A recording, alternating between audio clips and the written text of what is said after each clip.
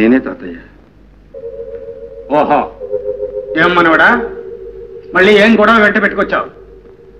పాత గొడవే తాతయ్య. పట్టాపి గారమ్మాయి పార్వతిని పెళ్లి కూడా చేసుకున్నాం.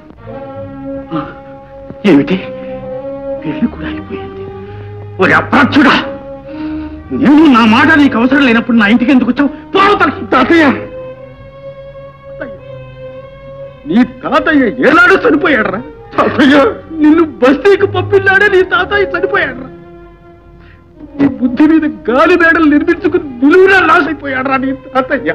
పోరా పో.